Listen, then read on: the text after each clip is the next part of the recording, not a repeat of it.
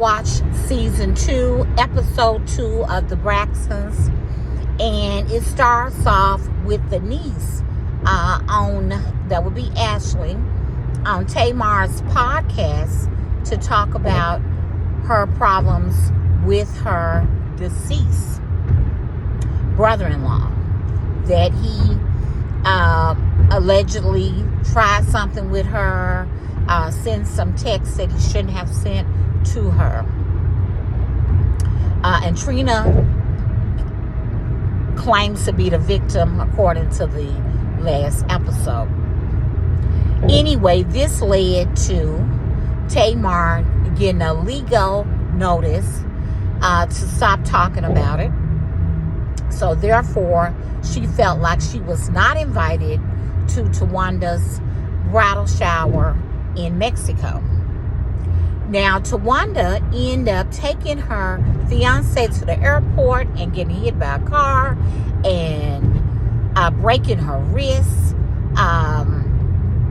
But she still goes to the bridal shower in Mexico.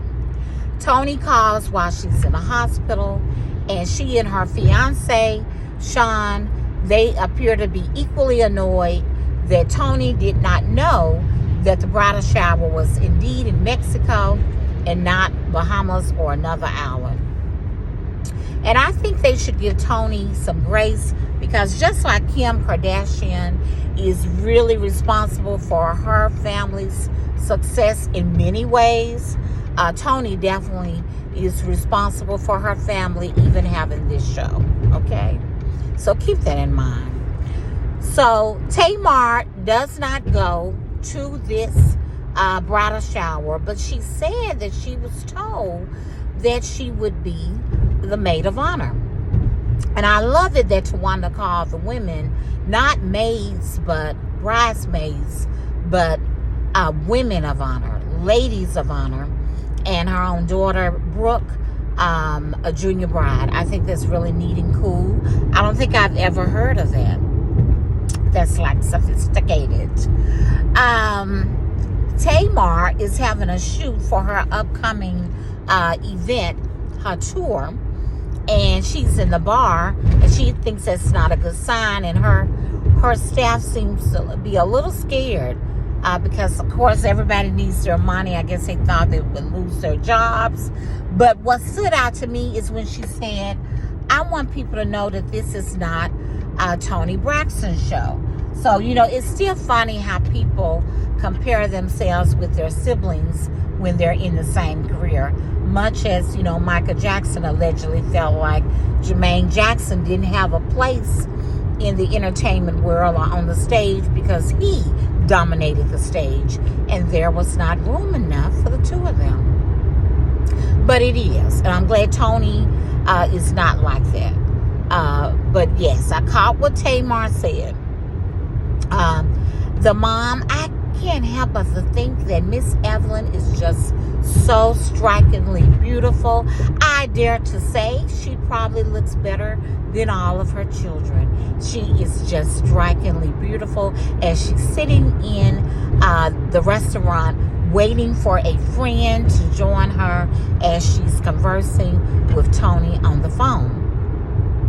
The bachelor party, they were trying to have fun, but Tawanda wasn't feeling it, and not necessarily me. And Trina didn't seem to be really into it. And Tawanda admitted that she missed her friends, and that if Tracy was there, it would be off the chain, that they would definitely have a good time.